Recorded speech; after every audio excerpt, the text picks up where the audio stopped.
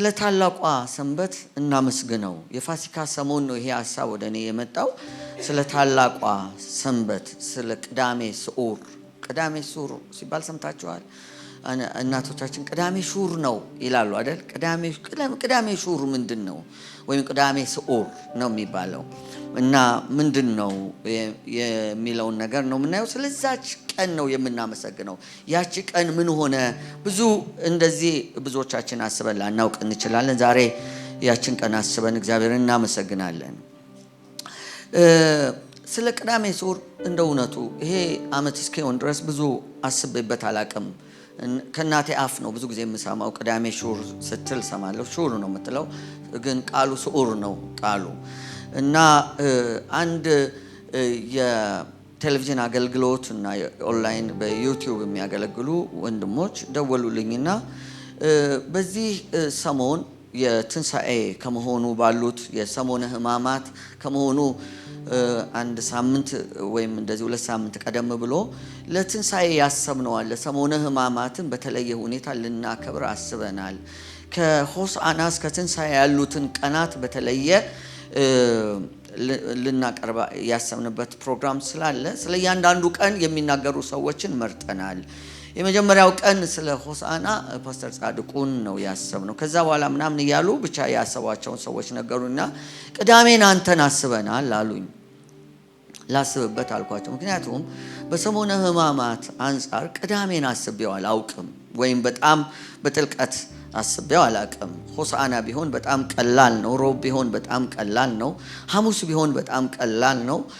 አርብ ቢሆን በጣም ቀላል ነው። ምናልባት እሁድ ቢሆንም በጣም ቀላል ነው። ብዙ ነገር ብዙ እውቀት ውስጥ ያለ እና ይሄንን ለማሰብ እና እንደገና ለመመርመር ስሞክር በጣም አስደናቂ የሆነ መገለጥ ወይም ደግሞ እውቀትን አገኘው። እውቀት አንዳንድ ጊዜ ብዙ ዓመትም ከኖራችሁ በኋላ እንደገና አዲስ ነገር ታገኛላችሁ። ለኔ የሆነው እንደዚህ ነው። ስለዚህ ዛሬ እሱን አስተካክዬ ምንድነው እዛች ቀን የሆነው የሚለውን የተረፈውን እግዚአብሔር በዚህ መንገድ የተናገረኝን ነው ደግሞ ልናገራችሁ የቆምኩት። እንደሚታወቀው ይህ ዓመት ሲጀምር ሁልጊዜ እንደምናደርገው በእግዚአብሔር ፊት እንጸልያለን። ባለፉት 2-3 ዓመታት እንደዚያው አድርገን በእግዚአብሔር ፊት ጸልየን እግዚአብሔር የሰጠንን ቃል ይዘን እንወጣለን። እግዚአብሔር ይህ ዓመት ብዙ በረከት ለኛ እንደሚሆን እግዚአብሔር የተናገረበት ዓመት ነው። ደግሞ የምስጋና ዓመታችንም እንደሆነ ብዙ የምናመሰግንበት በግልም እንደ ማህበር እንደ ቤተ ክርስቲያንም ብዙ የምናመሰግንባቸው ነገሮች እንዳሉ ተናግሮን እንደዛው እያመሰገንን ነው ያለ ነው እና ዛሬ ይሄንን ቅዳሜ በተለየ ሁኔታ ያችን ቅዳሜ የተለየችውን በሰሞነ ሕማማት መካከል የምትታሰበውን ቅዳሜ አስተካክለን እንዴት ባለ ሁኔታ ልናመሰግን እንደሚገባ ደግሞ እናስተውላለን። ስለ ሰሞነ ሕማማት ወይም ጌታ ኢየሱስ ስላሳለፈው የመጨረሻ ሳምንት በጣም ማመስገን አለብን። እዛ ላይ በጣም የተሰሩ በጣም ብዙ ነገሮች አሉ፣ ቅዳሜንም ጨምሮ። ለምንድን ነው ቅዳሜን ጨምሮ የምለው? ብዙ የተጻፈ ነገር የለም። እኔ ስለ ቅዳሜ ለማሰብ ወይም ለማጥናት በመሞክርበት ጊዜ ያገኘሁት በጣም ውስን ነገር ነው። ዮሐንስ ወንጌል ምዕራፍ 19 ቁጥር 30 ላይ እንደ መነሻ ከወሰድ ነው ቅዳሜን አስመልክቶ የተነገረ ንግግር አለ። ይህንን ላንብበው። እንደዚህ ይላል ዮሐንስ ወንጌል ምዕራፍ 19 ቁጥር 30። ዮሐንስ ወንጌልን ስለምናጠና እዛ ላይ መድረሳችን አይቀርም፣ ግን ዛሬ በወፍ በረር እንዲሁ ወይም ሃይላይቱን ለማየት እንሞክራለን። ኢየሱስ ሆምጣጤውን ከተቀበለ በኋላ ተፈጸመ አለ። ራሱን አዛም ብሎ ነፍሱን አሳልፎ ሰጠ።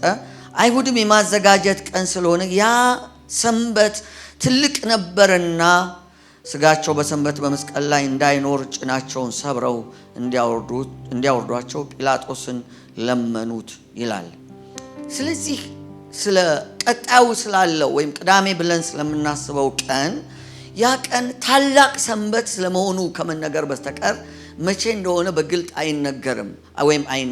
ለምሳሌ አእምሯችን ውስጥ ስላለ አንዲት ሴት አንድ ጊዜ ሞግታኛለች። ጌታ አርብ እንደተሰቀለ መጽሐፍ ቅዱስ ላይ ምንም ማስረጃ ወይም የተጻፈ አርብ የሚል ሐሙስ እግር እንደጠበ ሐሙስ ዕለት የሚል አናገኝም ብዬ ስላት እኔ ግን አይቻለሁ አለች። ይዘሽ ነይ አልኳት፣ በዛው ቀረች። አንዳንድ ጊዜ በጣም የምንሰማቸው ነገሮች ያሉ ይመስለናል እና ክርክሮች አሉ። ክርክሮች ቢኖሩ ብዙ አያሳስባችሁ ለማለት ነው። ይሄን ለጠቅላላ እውቀት የምሰጣቸው። አርብ ዕለት የሚል የለም። ግን ስለ ሰንበቱ ተነግሯል። ሰንበቱ ሲነገር ግን ሰንበቱ ቅዳሜ ስለመሆኑ እርግጠኛ ሆኖ የተጻፈልን ነገር የለም።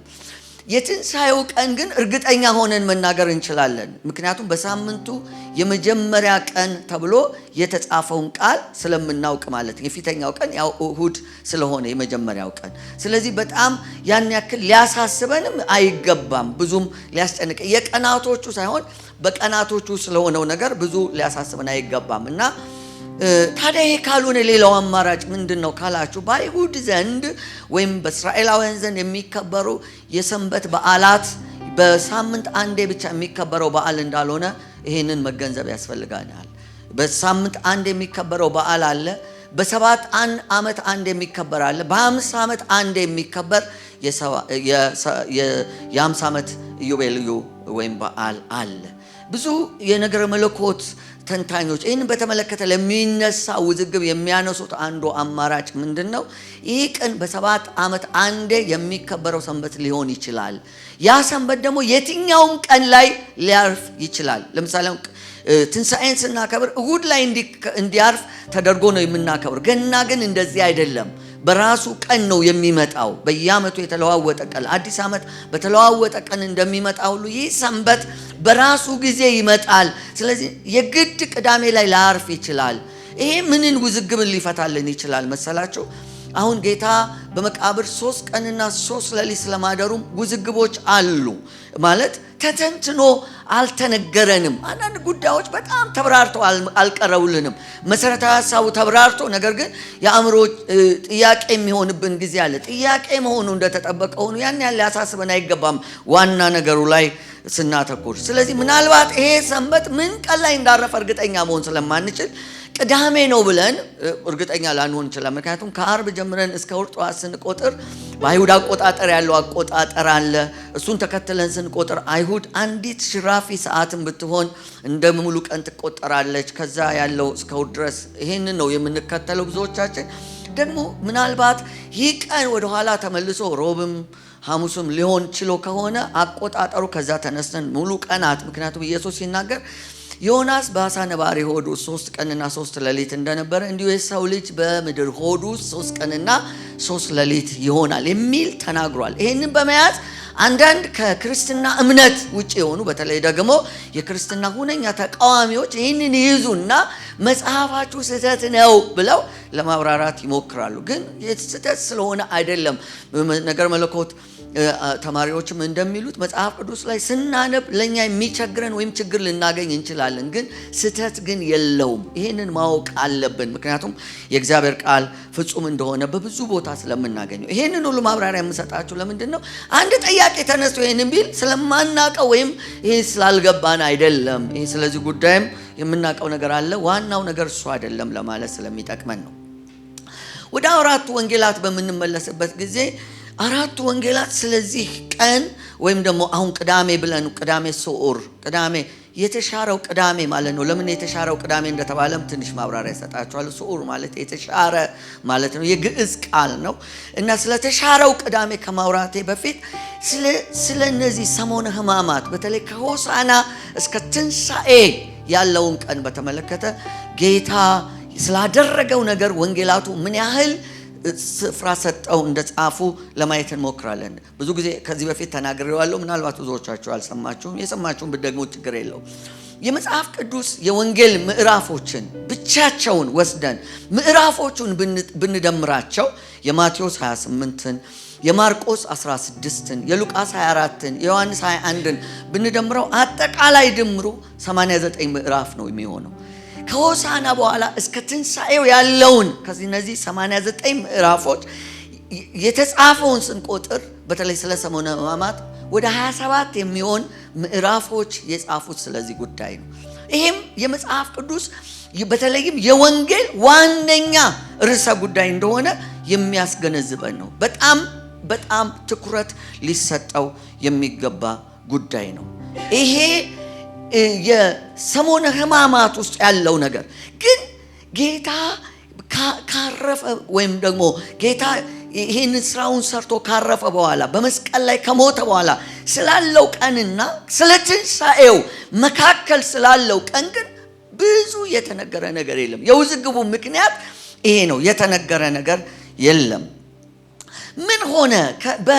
በእነዚህ ቀናት ምን ሆነ? በጣም በሚታወቀውና ብዙዎች በሚስማሙበት እንሂድ ከተባለ ሰኞ፣ ማክሰኞ፣ ሮብ፣ ሐሙስ፣ አርብ ብለን አንዳንዶቹ ሳነባቸው ራሱ ምናልባት ይሄ ቀን በአንድ ላይ አይደል እንዴ አንድ ቀን አይደል እንደሆነ ልትሉ ትችላላችሁ። ግን ነገሩን ለማስማማት ሰኞ ቀን እሁድ ቀን ምን ሆነ፣ ሰኞ ቀን ምን ሆነ የሚለውን ነገር በወፍ በረር ለማየት እንሞክራለን።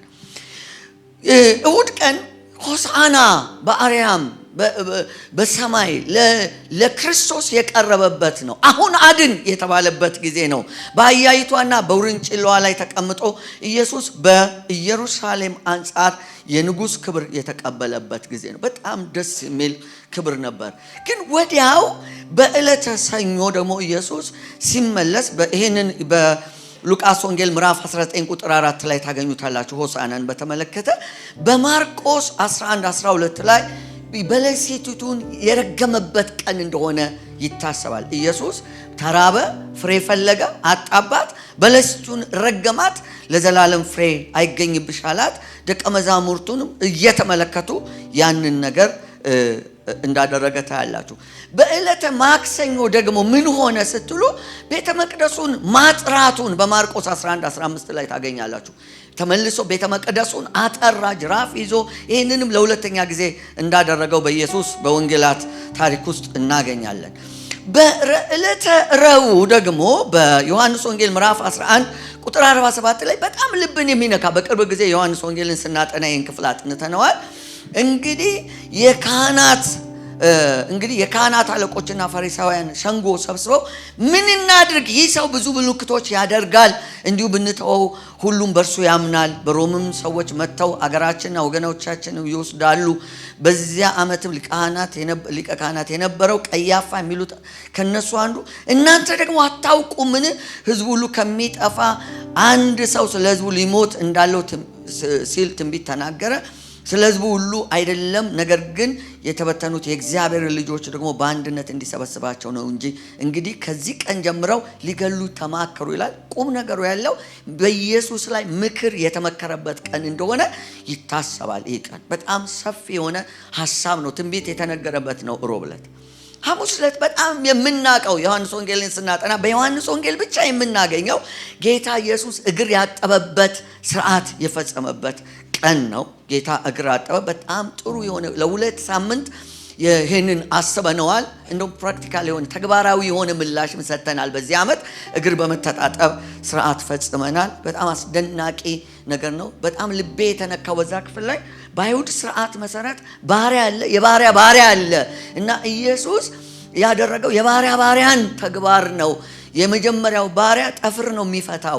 ይሄኛው የባሪያ ግን እታች ወርዶ እግር ነው የሚያጥበው። ኢየሱስ እታች ወርዶ ነው እግር ያጠበው።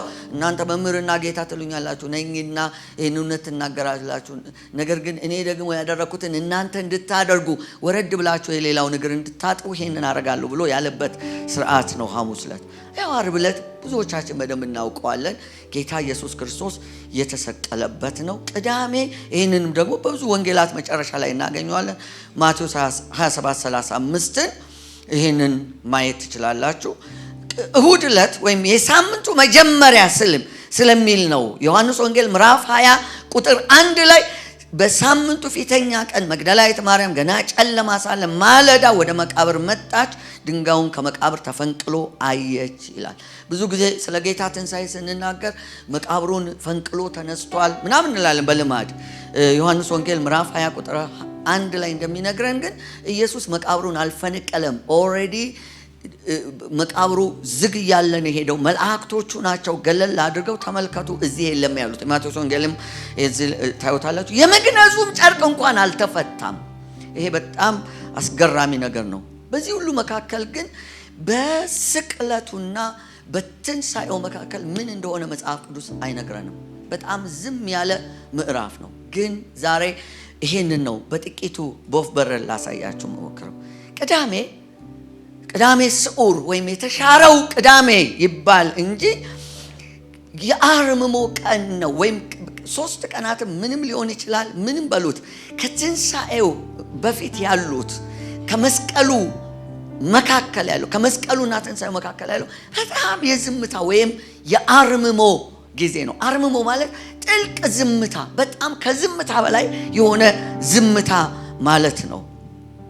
እንደዚህ ይላል ማቴዎስ ወንጌል ምዕራፍ 27 ቁጥር 62 ላይ በማግስቱ ከመዘጋጀት ማቴዎስ 27 ቁጥር 62 በማግስቱ ይላል ጌታ ከተሰቀለ ማግስት ማለት ነው። ታሪኩን ስታነቡት ከመዘጋጀት በኋላ በሚሆን ቀን የካህናት አለቆች ፈሪሳውያን ወደ ጲላጦስ ተሰበሰቡ። ጌታ ሆይ ያሳች በሕይወቱ ገና ሳለ ከ3 ቀን በኋላ እነሳለሁ እንዳለ ትዝ አለን።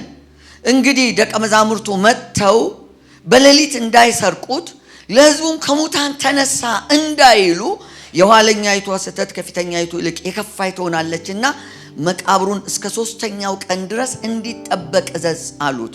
ጲላጦስም ጠባቆች አሉላችሁ፣ ሄዳችሁ እንዳወቃችሁ አስጠብቁ አላቸው። እነሱም ሄዶ ከጠባቂዎች ጋር ድንጋዩን አትመው መቃብሩን አስጠበቁ ይላል። በጣም የሚገርመኝ እዚህ ጋር አስደናቂ የሆነ የመጽሐፍ ቅዱስ ሐሳብ፣ እነዚህ ሰዎች ጌታ ሲናገር ሰምተዋል፣ እንደሚነሳ ሲናገር ሰምተዋል። ሄደው መቃብሩን አስጠበቁ ነው የሚለው። ስለ ትንሣኤው ስላወራን ከተነሳ በኋላ እኛ ተኝተን ሳለ ደቀ መዛሙርቱ መጥተው ሰረቁት ብላችሁ ተናገሩ ብለው ገንዘብ ከፍሎ ትንሣኤውን ያሳፈኑ ናቸው። መቼስ ከእንደዚህ አይነት ጨለማ እግዚአብሔር ይጠብቀን። አሜን። ቅድም እኔ አብትሽ እዚህ ጋር ግጥም ሲያነብ ከግጥሙ በላይ መልእክቱ በጣም ለእኔ ትርጉም እያለው ነው የሰማሁት። ይሄ ወንድማችን ከየት እንደመጣ ታውቃላችሁ? ከላሊበላ ከዋናው ድንገት ነው የተገናኘ ነው።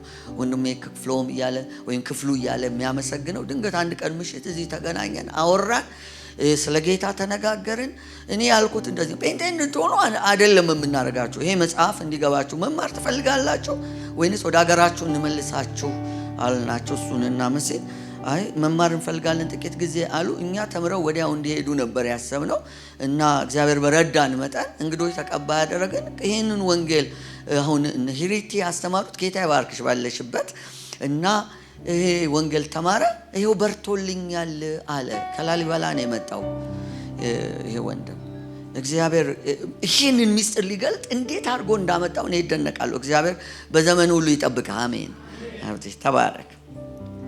እነዚህ ሰዎች አስጠበቁ ነው የሚለው። ጌታ ተነስቷል እና የኢትዮጵያ ቤተክርስቲያን ወይንም ኦርቶዶክሳውያን ወገኖቻችን እችን ቀን ቅዳሜ ስዑር ብለዋታል። እኛ ብዙ የፕሮቴስታንት ወይም የወንጌላውያን አማኞች ብዙ ጊዜ የምዕራቡን አድናቂዎች ስለሆነ የምስራቅ ቴዎሎጂን አንዳንድ ጊዜ ወይም ብዙ ጊዜ እንዘነጋዋለን። ግን በጣም አንዳንድ በጣም ጥሩ ነገሮች አሉ። አሁን ዓለም ራሱ ወደ ምስራቅ ስነ መለኮት እየተመለሰ ብዙ ጥሩ ነገሮች ስላሉት ማለት ነው። አሳውን እንበላለን፣ እሾውን እንጥላለን። አሜን። ስለዚህ ከዚህ ውስጥ ያገኘነው ምርጥ አሳ ላሳያችሁ ነው። አሁን ቅዳሜ የትንሣኤ ማግስት ያለችዋ ቅዳሜ ለየት አድርገው ቤተሰቦቻችን ሲያከብሩ አይታችኋል። ጥሩ ስለሆነች እንደ ምሳሌ ላንሳት። እቺ ቅዳሜ በኦርቶዶክሳውያን ወገኖች ዘንድ ቅዳሜ አይጾምም፣ ሰንበት አይጾምም እና ነገር ግን ቅዳሜ ቀን በዓመት ውስጥ ብቸኛ የሚጾምባት ቀን እቺ ናት። አክፍላችሁ የምታውቁ ሰዎች ታውቁታላችሁ። አንድ ያዙ። ሁለተኛ ሌላ የሚሰበር ሕግ አለ። የመጀመሪያው የጾም ሕግ ይሰበራል። ሁለተኛ የሚሰበረው ሕግ ደግሞ የሥራ ሕግ ነው። ቅዳሜ ሰንበት ነው ብለው ስለሚያስቡ ነው። የሰንበት የብሉይ ኪዳኑ ጥላ ስላለ በዛኛው ቤተክርስቲያን ስራ አይሰራም። ቅዳሜ ሰንበት ናት። ሁለተኛው ሰንበት በሁለት ሰንበት ነው የሚከበረው በዛኛው ቤት እና የመጀመሪያው ሰንበት አለ። ቀዳሚ ሰንበት ናት እችኛዋ። ያኛው ደግሞ እሑድ ደግሞ ተከታዩ ሰንበት ናት። ስራ የሚሰራባት ብቸኛ ቅዳሜ ነው። እቺ ናት ለስራ የተፈቀደ። ለምንድን ነው? ለፋሲካ ዝግጅት የሚደረግበት። ለዚህ ነው በሁለተኛው ምክንያት መጀመሪያ የጾም ሕግ ስለተሻረ ቅዳሜ ስዑር የተሻረችው ቅዳሜ የተባለ። ሁለተኛው ምክንያት ደግሞ የተሻረው የተባለው የሥራ ሕግ የተሻረበት ስለሆነ ነው። ሶስተኛው ምክንያት በዛ ሰፈር የሚባለው በጣም ኢንትረስቲንግ ነው ሐሳቡ።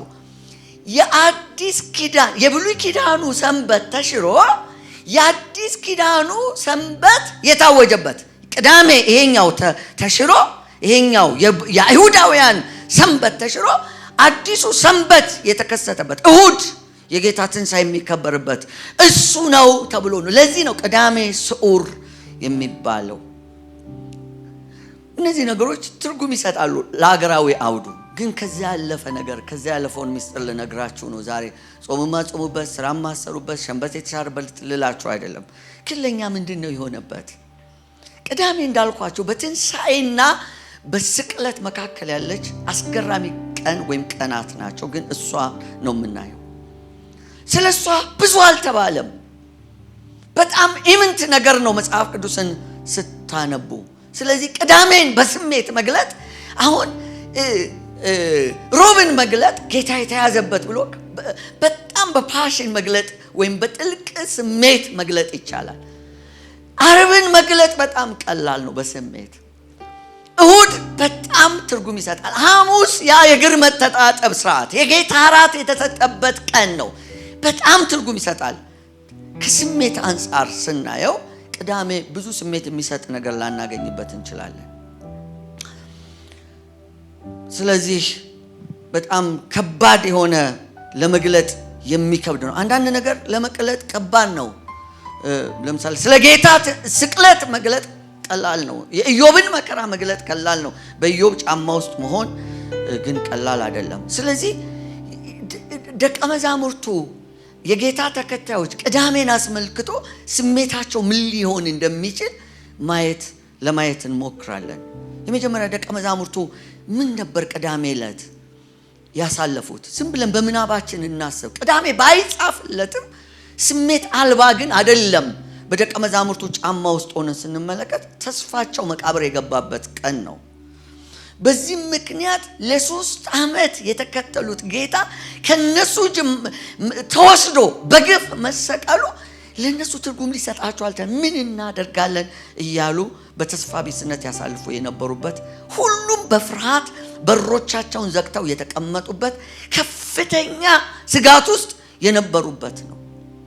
እንደሚታወቀው የሰንበት ለዛውም ታላቅ ሰንበት ስለነበረ አይሁድ የሚራመዱበት የሚንቀሳቀሱበት ጊዜ አይደለም። ጸጥ ያለ ነው። ጸጥታ ደግሞ ይረብሻል። እያንዳንዱ ኮሽታ ይሰማል። ካሁን እንያዝ ይሆናል የሚል ስጋትና ፍርሃት ነበረባቸው። ትዝ ይላችሁ እንደሆነ እንደውም ተነስተው መጓዝ የጀመሩት የትንሣኤውን ብስራት ከጀመሩ በኋላ ነው። ወጥተው መሄድ የጀመሩት ጉዞ አይፈቀድም።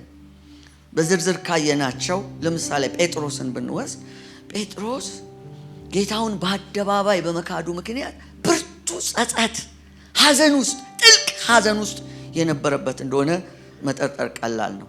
ይሁዳ ጌታውን አሳልፎ ሰጥቶ እንደ ጴጥሮስ በሕይወት የሚያኖር አቅም አጥቶ ራሱን የሰቀለበት ነው። ራሱን መስዋዕት ያደረገበት ነው። ለነ መቅደላዊት ማርያም ደግሞ የተለየ ትርጉም አለው። ቅዳሜ እምነታቸውን የጣሉበትን ጌታ ሞት መቀበል አቅቷቸው እሁድ እስኪሆን ወይም የመጀመሪያ የሳምንቱ ቀን ወይም ያ ሰንበት አልፎ አዲስ ቀን እስኪመጣ በናፍቆት የጠበቁበት ነው። ሉቃስ ጥሩ አድርጎ ጽፎታል። ሉቃስ 23:55 ላይ ከገሊላም ከሱ ጋር የመጡ ሴቶች ተከትለው መቃብሩ ስጋውን እንዴት እንዳኖሩት አዩ። ዓርብ ቀን ወይም እኛ በምንለው ዓርብ ተመልሶም ሽቶና ቅባት አዘጋጁ። በሰንበትም እንደ ትእዛዙ አረፉ። ለእናቱ ለድንግል ማርያም በሽማግሌው በስምዖን የተነገረው ያንን የተስፋ ቃል እያሰበች ከባድ ቀን ነበረ። የተነገራት የተስፋ ቃል በአንቺ ደግሞ ነፍስ በነፍስሽ ስለት ያልፋል የተባለችበት ነው። ሉቃስ 22:33 ላይ ለማርያም ለእናቱ ማርያም ከማንም ይልቅ ከባድ ጊዜ ነው ያሳለፈችው።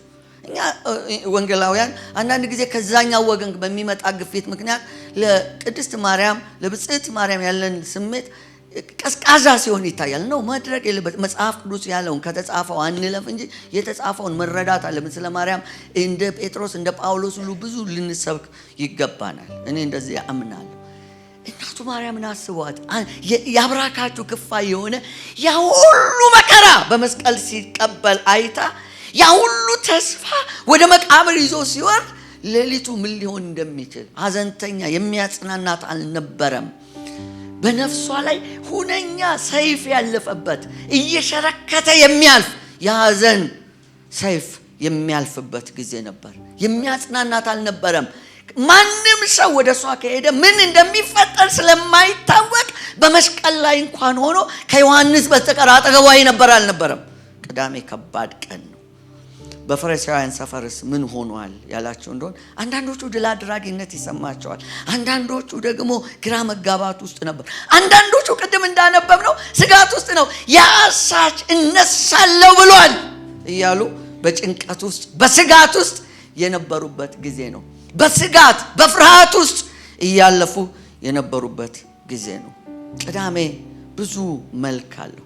በነገስታቱ ግቢ ውስጥ በተለይ በሄሮድስና በጲላጦስ መካከል ለዓመታት የቆየ ውዝግብ በክርስቶስ ምክንያት ሰላም የያዘ የመሰለበት የለዘበ የመሰለበት ነገስታቱ ምን እንደተፈጠረም ብዙ ትርጉም የማይሰጣቸው ሰንበትንም ሮማውያን ስለሆኑ ሰንበትን የማያከብሩበት ግን የሆነ ነገር የተፈጠረ እንደሆነ የሚጠረጥሩበት ነው። አንዳንዶች በተለይ የእምነት አቋም መግለጫ የአትናቴዎስ አይደል እሱ ሲነበብ ወደ ሲኦል የወረደ የምትል ቃል አለችና እሱን መንካት አልፈልግም፣ ምክንያቱም የማትገለውን እባብ አትነካካው ይላል እና አንብቡ ይሄንን። ስለዚህ ጉዳይ ወደ ሲኦል ወርዶ ለነፍሳት የሰበከበት እንደሆነ የሚታመንበታል። ግን በጣም ይሄ ሰፊ ስነ መለኮት ነው፣ እሱን ማንሳት አልፈልግም። ግን እንደዚህም ይታመናል። እንደዚህ የሚታመንበት ምክንያት ደግሞ የራሱ የሆነ መጽሐፍ ቅዱሳዊ ትርጓሜዎች አሉት። ቅዳሜ ግን ምን ሆነ? ለእኔና ለእናንተ ምን ትርጉም የሚሰጥ ነገር ሆነ? ቅዳሜ ለአይሁድ የሰንበት ቀናቸው ነው፣ የረፍት ቀን ነው። እግዚአብሔር ዓለማትን ከዘመናት ዘፍጥረትን ስንከፍት እግዚአብሔር 6 ቀናትን ከሰራ በኋላ በሰባተኛው ቀን ያረፈበት ቀን ነው። በነገራችን ላይ 7ኛ ቀን ነው። እኛ ብዙ ጊዜ ሰኞ ነው የሚመስለን የመጀመሪያ ቀን። ትምህርት ቤት የምንሄደው ሰኞ ስለሆነ አይደለም፣ እንደዛ ነው። እሁድ ነው፣ ዛሬ ነው የመጀመሪያ ቀን፣ አንድ ተብሎ የሚቆጠር ሳምንት እና ቅዳሜ 7ኛ ቀን ነው። ከዘመናት በፊት እግዚአብሔር ስራውን ሰርቶ የፍጥረት ስራውን ጨርሶ ያረፈበት ቀን ነው ቅዳሜ።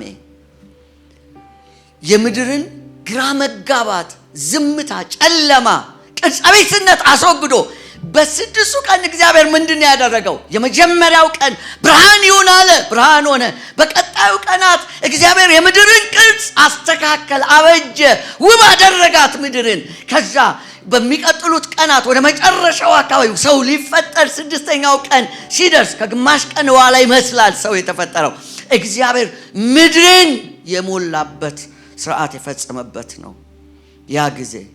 በ1980 ትርጉም ላይ እንደዚህ ይላል ዘፍጥረት 1:1 ስታነቡ በመጀመሪያ እግዚአብሔር ሰማይና ምድርን ፈጠረ።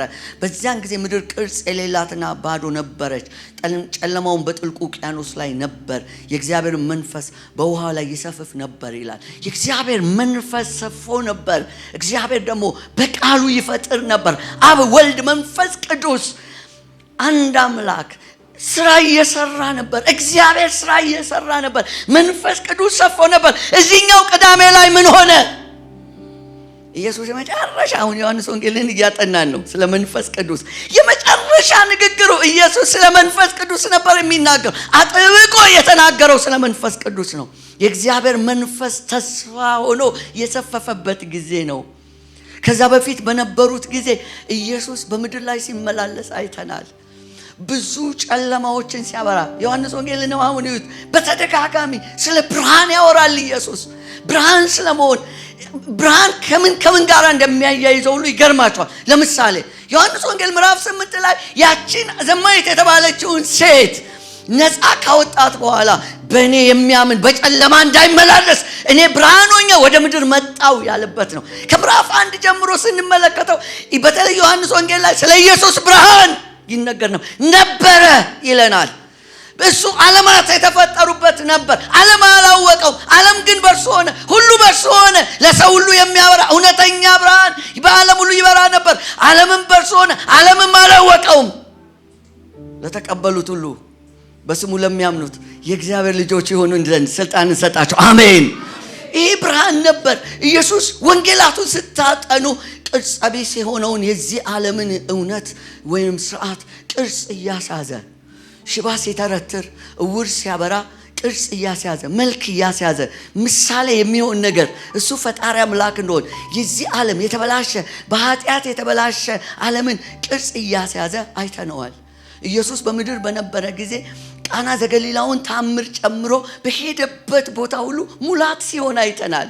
እሱ ዘንድ እጥረት ወይም እጦት የለም። ዮሐንስ ወንጌል ምዕራፍ 6 ላይ ስትደርሱ 2 ዓሣና 5 የገብስ ዳቦ የነበራቸው ሰዎች 5000 ሆነው ተሰብስበው በእኛ ስሌት ከ15000 በላይ ሴቶችና ሕፃናትም ጭምር ተቆጥረው ኢየሱስ ሙላት ሲሆን አይተናል። ስለዚህ ያ ቀን ቅዳሜ ላይ ሲደርስ ኢየሱስ ዓርብ ዕለት የመጨረሻውን ሰውን የማዳን አይደለም ዛሬ ምላችሁ ዳግም የመፍጠር ስራውን የፈጸመበት ነው። ዳግመኛ የተፈጠር ነው። ዳግመኛ የተወለድንበት ነው። ክትትል ስንማር ሁላችንም ዳግም በክርስቶስ ተወልደሃል፣ ዳግም ተፈጥረሃል ነው። ፍጻሜውን ያገኘው በኢየሱስ መምጣት አይደለም፣ በኢየሱስ መወለድ አይደለም፣ በኢየሱስ በምድር መኖር አይደለም። ፍጻሜ የፍጥረት ፍጻሜ የተገኘው መቼ ነው ያላችሁ እንደሆነ ዓርብ ዕለት ነው። ዓርብ እግዚአብሔር ስራውን ፈጸመ በክርስቶስ። ይሄ የተበላሸውን ሰው ለጥፋት የተዘጋጀው ለሲኦል ማገዶነት የተዘጋጀው ሰው ተሰራና ተፈጸመ፣ አረፈ። መቼ? ቅዳሜ። እግዚአብሔር ከስራው አረፈ። ቅዳሜ አልተጻፈላትም፣ ግን ቅዳሜ የእግዚአብሔር የረፍት ቀን ነው። እግዚአብሔር ሁለተኛ ፍጥረቱን ፈጥሮ ያረፈበት የኛ እውነተኛ የሰንበት ረፍት ያገኘንበት ቅዳሜ ስዑር የተሻረው ቅዳሜ የተሻረው ሰንበት ለኛ ይሆነልን። ያ ሰንበት የሰው ልጆች አላሳረፈም። ስለዚህ ኢየሱስ በሄደበት ሁሉ ልብ ብላችሁ እንደሆነ ሆነ ብሎ ሰንበትን ይሽራል። ጎበጠች ስትመጣ በሰንበት ፈውሶ ከፈሪሳውያን ጋር ይጋፈጣል። ምን ይሉታል? 6 ቀን አለ፣ በዛ ቀን መታችሁ ተፈወሱ። የእውነት ይመስላል፣ ግን 6 ቀን ፈውስ የለም። እሱ በሰንበት ይፈውሳል። ሰንበት የረፍት ቀን ነው። ሰንበት የማረፊያ ቀን ነው እና ኢየሱስ ዓርብ ቀን የመጨረሻ ቃሉ ምን የምትል ናት? የሚያውቀው ሲጮህ ይበላት። እስቲ ጮኻችሁ በሉት እንደገና በኃይል ጩሁ እስቲ። አሜን። ነገራችን ሁሉ በመስቀል ላይ የተፈጸመበት ቅዳሜስ ያረፈበት ፍጹሙ የሆነው ብርሃን የወጣበት ቅርጹ የተስተካከለበት የሰው መልኩ ውበቱ የተመለሰበት ሙላት የሆነበት ቀን ነው። ወደ ዕብራውያን መጽሐፍ ልውሰዳችሁ። እግዚአብሔር ያረፈበት ለሁለተኛ ጊዜ። ለዚህ ነው ያልተጻፈው። ዝም ያለ ጥልቅ ዝምታ የሰፈነበት የረፍት ቀን ነው። ደቀ መዛሙርቱ ጋር ምን እንደሆነ አሳይቻችኋለሁ። እናቱ ጋር ምን እንደሆነ አስጊ ነው፣ ስጋት ነው። እዚህ ጋር ግን ረፍት ነው። ሰማይ ዝም ያለበት፣ ምንም ግርግር የሌለበት እስከዛን ጊዜ ድረስ ስራ ነበረ። ዕብራውያን ላይ ልውሰዳችሁ ምዕራፍ 4 ቁጥር 1 እንግዲህ ወደ ረፍቱ ለመግባት ተስፋ ገና ቀርቶልን ከሆነ ምናልባት ከእናንተ ማንም የማይበቃ መስሎ እንዳይታይ እንፍራ። እነዚያ ደግሞ እንደተነገረ እኛ የምስራች ተሰብኮልናልና፣ ዳሩ ግን የሰሙት ቃል ከሰሚዎቹ ጋር በእምነት ስላልተዋሃደ አልጠቀማቸውም። ስራው ዓለም ከተፈጠረ ጀምሮ ምንም ቢፈጸም እንግዲህ ወደ ረፍቴ አይገቡም ብዬ በቁጣዬ ማልኩ እንዳለ እኛ ሲያመንን ወደ ረፍቱ እንገባለን። ስለ 7ኛው ቀን ግን በአንድ ስፍራ እግዚአብሔር በ7ኛው ቀን ከስራው ሁሉ አረፈ ብሎናል። በዚህ ስፍራ ደግሞ ወደ ረፍቴ አይገቡም። እንግዲህ አንዳንዶች በዚህ እንዳይገቡ ስለቀሩ ደግሞም የምስራች የተሰበከላቸው ባለመታዘዝ ጠንቅ ስላልገቡ ዛሬ ድምፁን ብትሰሙ ልባችሁን እልከኛ አታድርጉት። በፊት እንደተባለ ይህን የሚያክል ዘመን በኋላ ዳዊት ሲናገር ዛሬ ብሎ አንድ ቀን እንደገና ይቀጥራል። ኢያሱ አሰርፏቸው ቢሆን ኖሮስ ከዚያ በኋላ ስለሌላ ቀን ባልተናገረ ነበር ይላል። የዕብራውያን ጸሐፊ ሰፊ ሐሳብ ነው እዚህ ጋር አምጥቶ የሚያቀርበው። ሐሳቡ ከመጀመሪያ ጀምሮ ኢየሱስ ይበልጣል እያለ መጥቶ ኢየሱስ ከኢያሱ ይበልጣል የሚለውን ለመተንተን ነው። ይህንን ኢየሱስ አስቀድሞ ከተሰጠ ከሰንበት ረፍት የሚልቅ ረፍት ሰጥቶናል የሚል ቃል ለማቅረብ ነው። ይሄንን እስራኤላውያን ከሙሴ ባርነት ነፃ ከወጡ በኋላ ለ40 ዓመት ተጉዘዋል። ወዴት? ወደ ከነዓን። ምን እያለሙ? እረፍት፣ ከነዓን ላይ ሄደን እናርፋለን እያሉ። ነገር ግን አላረፉም። ኢያሱም እንኳን ካሳረፋቸው ዮርዳኖስን ከፍሎ ወይም አሻግሮ ርስት ካከፋፈላቸው በኋላ እንኳን ኢያሱም እዛ ሀገር እረፍት አይሰማቸውም ነበር። ስለዚህ ዕብራውያን ጸሐፊ እንደዚህ ይላል፣ እነሱ ያላረፉት በልከኝነታቸው ባለመታዘዛቸው በኃጢአት ምክንያት ነው።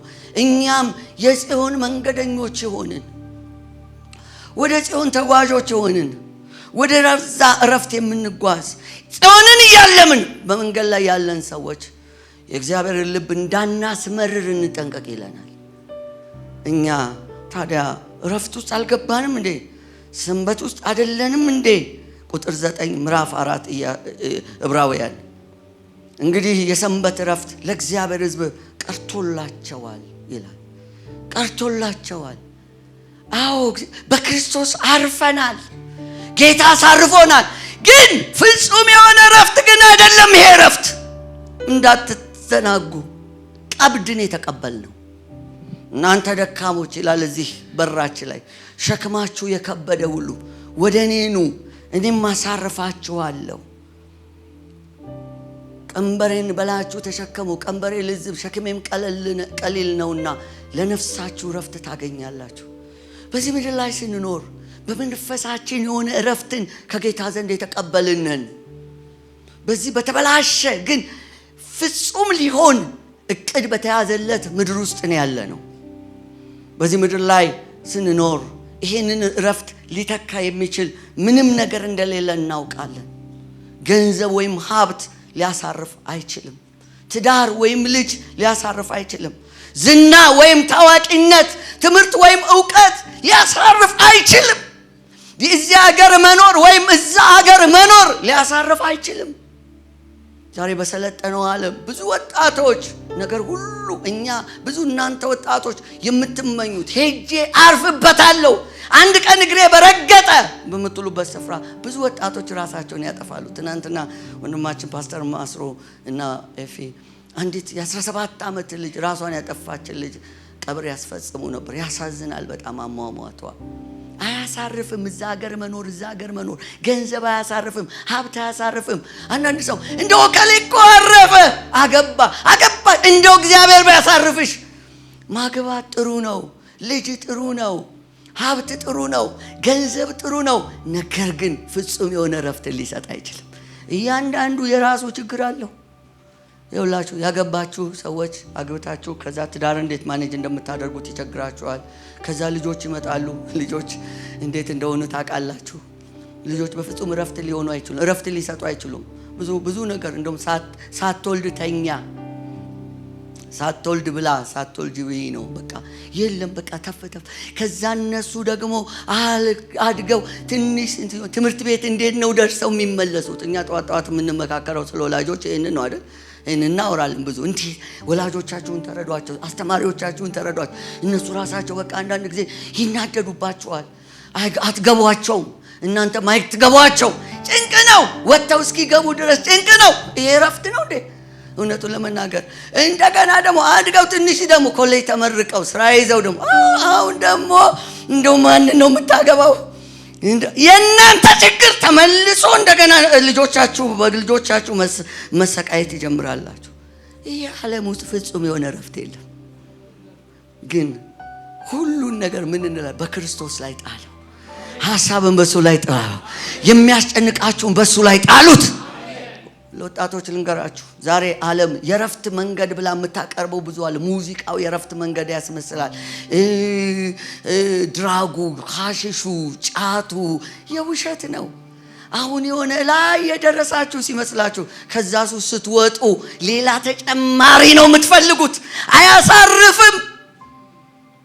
አሁን ጆን 40 ቀን ከዛሬ ምሽት ጀምሮ ጸሎቱን እንደሚቀላቀል ነግሮናል። ጆኒ ብዙ ልንመሰክርላቸው ወደፊት ይችላል አይደል? ይሄንን የውስጥ ረፍት በክርስቶስ ብቻ ነው አይደል ያገኘው? እዛ ሰፈር የለም አይደል? አሜን። እነ ይርጋ ሊነግሯችሁ፣ እነ ዳጊ ሊነግሯችሁ ይችላሉ። እዚህ ያሉ ብዙ ወንድሞች አሉን። እግዚአብሔር ይባርካቸው። ያው ምስክሮች። ሀብትሽ መሰከረልን። የሃይማኖትን ጥግ ያውቀዋል። ትልቁ ቦታ ላይ ነው የተገኘው። እውነተኛ ረፍት ሃይማኖት እንኳን አይሰጥም። ኢየሱስ ይሄ የምትሉ ውሸት ነው። ከዛ ስትወጡ ሌላ ተጨማሪ ነገር ነው የሚፈልገው። መጀመሪያ ታጨሰው እንደሆነ፣ መጀመሪያ ታሸተው እንደሆነ በመርፌ ካልሆነ አይገባህም። ከዛ በኋላ ራስን መጥላት፣ ራስን ማጥፋት ውስጥ ይከታል። እውነተኛ ረፍት ኢየሱስ። ዛሬ በሱ እናርፋለን። ይሄን ባገኝ ኖሮ ብለን በቤትም ያለን ሰዎች ብዙ ነገር አልመን አግኝተናል። እውነተኛ ረፍት ግን በሰማይ ዳግም በተፈጠርንበት፣ እግዚአብሔር ባረፈበት፣ ስራውን በፈጸመበት። አንድ መዝሙር እንዘምራለን አይደል? እስቲ መስቀል ስር ሸክሜ ልጣለው። መስቀሉ ስር ስንሆን ሁሉን እንረሳለን። ዓለም እየተናወጠ ሰላሜን ሰጣቸዋለሁ፣ ሰላሜን እተውላቸዋለሁ። እኔም ዓለም እንደሚሰጥ አይደለም፣ እተውላቸዋለሁ የተባለ ሰላም ነው ያለን። ነገር ሊገለባበጥ ይችላል። ሁኔታ ሊገለባበጥ፣ ስራ እንደፈለግነው፣ ወላጅ እንደፈለግነው፣ ልጅ እንደፈለግነው ላይሆን ይችላል። ያሰብነውን ያክል ገንዘብ በኪሳችን ላይኖር ይችላል። ጤናችን እንደምናስበው ላይሆን ይችላል። የኢየሱስ ረፍት ሃሌሉያ! ፍጹም የሆነ የኢየሱስ ረፍት ግን ወደኛ መጥቶልናል። ቁጥር 10 ዕብራውያን 4 ወደ ረፍቱ የገባ እግዚአብሔር ከስራው እንዳረፈ እሱ ደግሞ ከስራው አርፏል። ቅድም እኮ ግጥም ተነቦልናል፣ ሰምታችኋል። በስራ አይደለም፣ በትጋት አይደለም ወደ ረፍት የምገባው፣ በሱ በሰራው፣ እሱ ሰርቶ ፈጽሞ ባስረከበው በዛ ይሄንን አግኝቻለሁ። እግዚአብሔር ነው ያሳረፈኝ።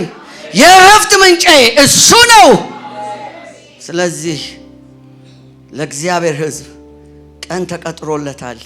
የሰንበት ረፍት ፍጹም እግዚአብሔር እንዳረፈ።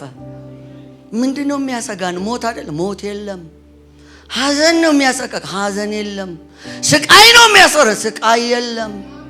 መርገም ነው የሚያስደነግጥ፣ መርገም የለም። ለዘላለም በሚሆነው ረፍት የመጨረሻዎቹ የራእይ መጽሐፍት የሚነግሩን ይሄንን ነው። ግን ምዕራፍ 14 ቁጥር 12 እንደዚህ ይላል። እግዚአብሔርን ትእዛዝ የሚጠብቁ የራእይ መጽሐፍ ራእይ 14 ቁጥር 12 የእግዚአብሔርን ትእዛዝ የሚጠብቁት የኢየሱስን በማመን የሚጸኑት ቅዱሳን ትዕግስታቸው በዚህ ነው። እንግዲህ ታላቁ ለኛ ከእንግዲህ ወዲህ በጌታ የሚሞቱ ብፁዓን ናቸው። መንፈስ አዎ ከድካማቸው ያርፉ ዘንድ ስራቸው ይከተላቸዋል ይላል ብለህ ጻፍ የሚል ድምፅን ሰማው። ከእንግዲህ ወዲያ በጌታ የሚሞቱ ሙታን ብፁዓን ናቸው። መንፈስ አዎን ከድካማቸው ያርፉ ዘንድ ስራቸው ይከተላቸዋል ይላል ብለህ ጻፍ። ስራ ምንድን ነው አለ ኢየሱስ። የእግዚአብሔርን ስራ እንድንሰራ ምን ልናደርግ ሲሉ በልጁ ማመን ነው፣ በላከው ማመን ነው።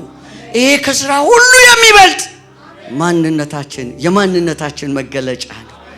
ወገኖች ሆይ እግዚአብሔር የቀጠረልን ታላቅ የረፍት ቀን አለ። የማይቋረጥ ረፍት። አሁን ቀብድ ብቻ ነው የወሰድነው። በሱ እየተጽናናን እንኖራለን። ስለዚህ ስለ ታላቁ ረፍታችን ማመስገን አለብን። በዚህ ዓለም ያለ ነገር ሁሉ ፍጹም አይደለም፣ እንከን አያጣውም። ሙሉም ሊሆን አይችልም፣ ጎዶሎ ነው፣ የተሸረፈ ነው። እንከን የሌለበት አይደለም፣ ሕጸጽ የሌለበት አይደለም። በጌታ ግን ያገኘነው ልዩ ነው። እንግዲህ የሰንበት ረፍት ለእግዚአብሔር ሕዝብ ቀርቶላቸዋል። ኢየሱስ የሰጠን ካለው ረፍት አይደለም። ኢየሱስ ረፍት አለው አይባልም፣ ሕይወት አለው አይባልም፣ መልካምነት አለው አይባልም፣ ሕይወት አለው ፍቅር አለው አይባልም፣ ሰላም አለው አይባልም። ኢየሱስ ራሱ ረፍት ነው፣ ራሱ ሰላም ነው፣ ራሱ እውነት ነው፣ ራሱ ሕይወት ነው። ኢየሱስ ለዘላለም ረፍት ነው። እንግዲህ ወገኖች ሆይ የተሻረው ቅዳሜ ያ ፍጥረት ያልተገነዘበው በክርስቶስ ዳግመኛ አዲስ ሆነው የቀረበው ቅዳሜ ሰንበት ለኛ በፊታችን ቀርቦልናል። ስለዚህ ሰንበት እናመስግነዋ፣ እናክብረዋ፣ ከፍ እናድርገዋ። ሌላ ማረፊያ አንፈልግም። ኢየሱስ ማረፊያችን ነው። ኢየሱስ የረፍታችን ምንጭ ነው። ስሙ ለዘላለም የተባረከ ይሁን። ጌታን እናመሰግናለን። እስቲ በታላቅ ጭብጨባ እልልታ ጌታን አመስግኑት። ጌታን